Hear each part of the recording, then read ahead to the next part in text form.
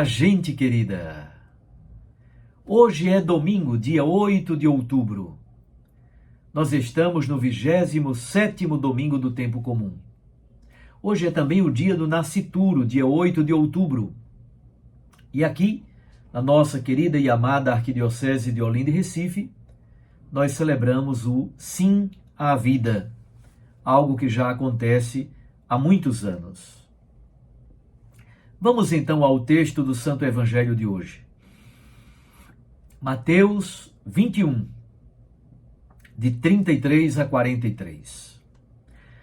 Naquele tempo, Jesus disse aos sumos sacerdotes e aos anciãos do povo: Escutai esta outra parábola.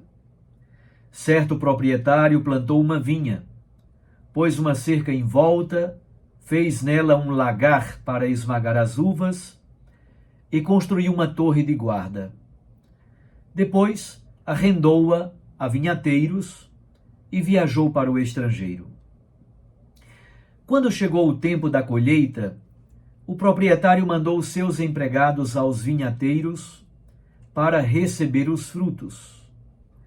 Os vinhateiros, porém, agarraram os empregados, espancaram a um, mataram a outro e ao terceiro apedrejaram.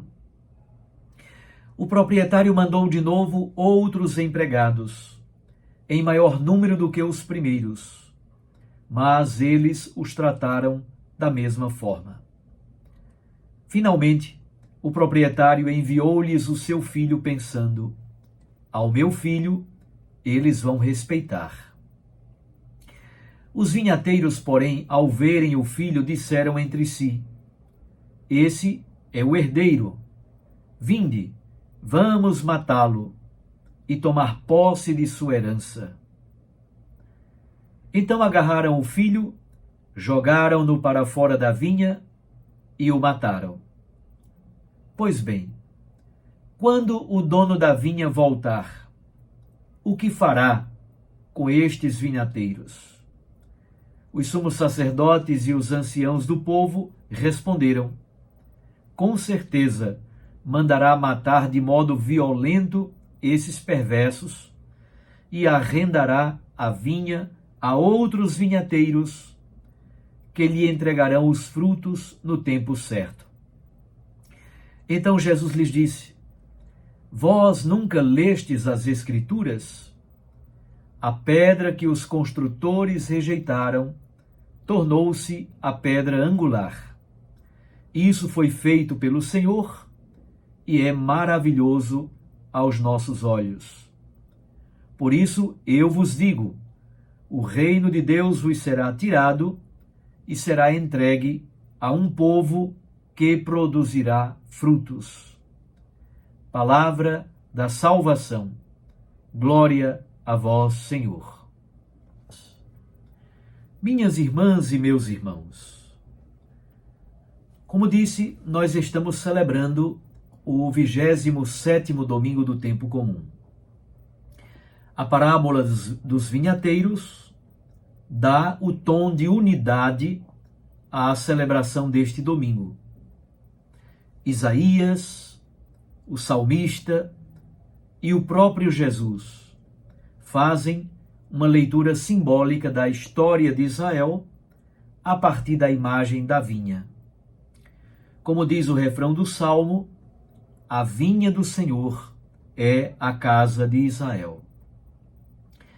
Paulo, por sua parte, nos convoca à confiança no Deus da paz, exatamente porque ele escuta as nossas orações. Esse elemento é captado pela tradição litúrgica na oração coleta.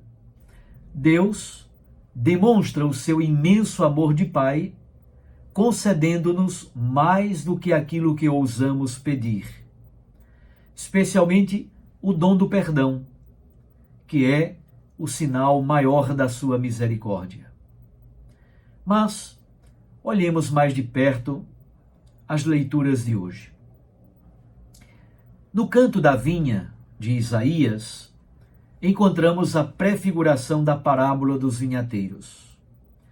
Estamos diante de um canto de trabalho, mas, ao mesmo tempo, é um canto de amor entre o agricultor e sua vinha.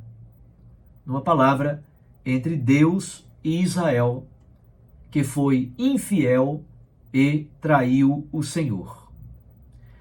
O agricultor canta o seu fracasso amoroso, exatamente porque a vinha não lhe entregou os frutos esperados. Isso simboliza o fracasso amoroso do Senhor para com o seu povo, exatamente porque Israel produziu uvas selvagens e ácidas impróprias para a fabricação de vinho. É bonito perceber o significado do amor de Deus. Não é um mero sentimento. O texto hebraico, por exemplo, usa 7 vezes o verbo fazer. O amor é um cuidado, é um fazer cheio de sacrifícios, de entrega e de oblação. É o modo como Deus cuida de nós. E esse amor também deve ser recíproco, exatamente porque a vida doada a todos nós se torna um projeto perene de responsabilidade que deve ser cuidado a 4 mãos, as mãos de Deus e as mãos da humanidade.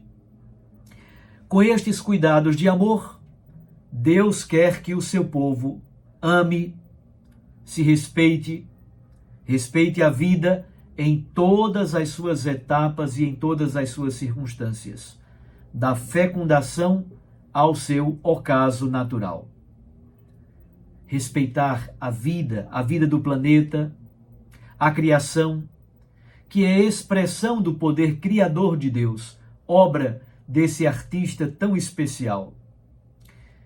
E Deus faz o povo participar do próprio julgamento. Somente no final, no versículo 7, ele revela a identidade da vinha. A vinha é a casa de Israel. No Santo Evangelho, os interlocutores de Jesus são membros do Sinédrio, sacerdotes e anciãos do povo. Os sacerdotes dominam o culto no templo. Os anciãos são a elite econômica de Israel, especialmente proprietários de terra, grandes comerciantes e até banqueiros. Logo depois da entrada solene em Jerusalém, Jesus purifica o templo numa ação simbólica. De certo modo, ali foi decidido o seu destino. A parábola da figueira, que não tinha frutos, em Mateus 21, 18 a 22, antecipa, na verdade, os frutos selvagens da vinha. Há uma insistência no tema dos frutos. Capítulo 21, versículo 33, versículo 34, versículo 41 e versículo 43. A parábola dos 2 filhos, que foi lida domingo passado, ambos convidados pelo pai a trabalhar na vinha, sintetiza a atitude daqueles que são infiéis e exteriores. Vou trabalhar na vinha, papai, e lá não pisa. Ora, o proprietário cuidou da vinha com muito carinho. A vinha é também símbolo de casamento, de aliança, mas o vinho também denota julgamento, a taça da ira de Deus. Deus fez tudo por esta vinha. Construiu inclusive um lagar, esperando uvas próprias para serem esmagadas e assim se produzir o vinho. Os vinhateiros são meramente arrendatários. Devem pagar o aluguel pelos produtos que a vinha produz. O proprietário manda 2 levas de empregados. Eles simbolizam os profetas.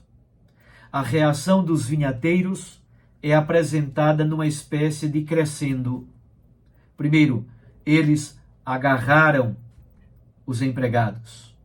Depois, eles espancaram os empregados. Terceiro, eles mataram os empregados. Quarto, eles apedrejaram os empregados. Ao mesmo tempo, Deus é profundamente paciente. Conclui mandando o seu próprio filho.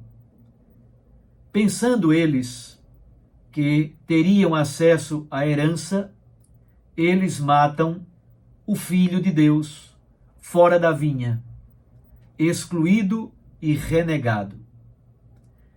Agora, Jesus implica os seus interlocutores no discernimento, como fez Natã com Davi.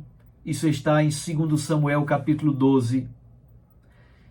Eles mesmos, os interlocutores de Jesus, dão o veredicto, dão a sentença, no versículo 41. No movimento brusco, Jesus passa da metáfora agrícola, da vinha, para a metáfora arquitetônica. A pedra que os pedreiros rejeitaram tornou-se a pedra angular, citando o Salmo 118. Essa pedra estrutura toda a construção da casa. A rejeição de Israel provoca a abertura da aliança aos pagãos, aos de fora. Também eles, a partir de agora, serão acolhidos no banquete do reino. São Paulo, vencendo todo o perigo de infidelidade, pede que os filipenses se ocupem com aquilo que dele aprenderam. E ele faz a lista das características do compromisso cristão com aquilo que é verdadeiro, respeitável, justo, puro, amável, honroso. Tudo aquilo que é virtude ou, de qualquer modo, mereça louvor. Vejam que a atitude de confiança plena no Deus da vida é a certeza de que a comunidade cristã pode apresentar as suas necessidades, as suas súplicas, porque Deus as escuta. O Deus da paz nos escuta e nos oferece a paz de Deus. Não sei se vocês perceberam, Paulo faz esse trocadilho. Mas estas palavras não são um mero trocadilho. O Shalom de Deus é o conteúdo fundamental da defesa da vida. Todos os anos, neste dia 8 de outubro, a Igreja no Brasil celebra o dia do nascituro. Nascituro significa aquele que vai nascer. O ser humano já concebido no seio materno e cujo nascimento se aproxima. É por isso que aqui em Recife, neste domingo, já há muitos anos, celebra-se o sim à vida.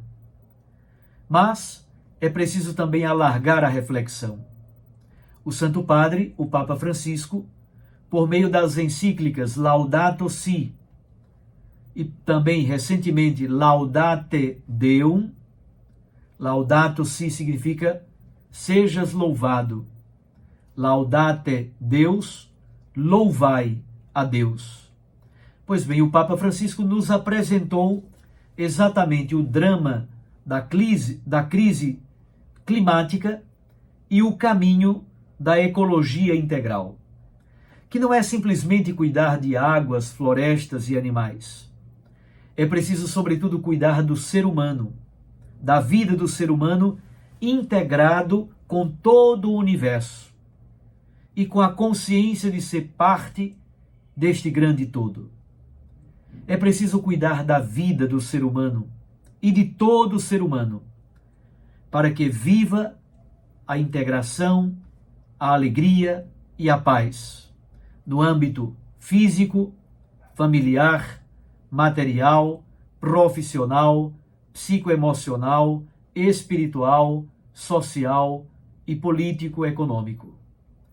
Este ano, concretamente, nós tivemos que enfrentar o drama da arguição de descumprimento de preceito fundamental, a DPF 442, que defendia exatamente a descriminalização do aborto até os 3 primeiros meses de gravidez. A vida intrauterina tem valor inestimável, como também a vida de todos os jovens, dos adultos e dos idosos.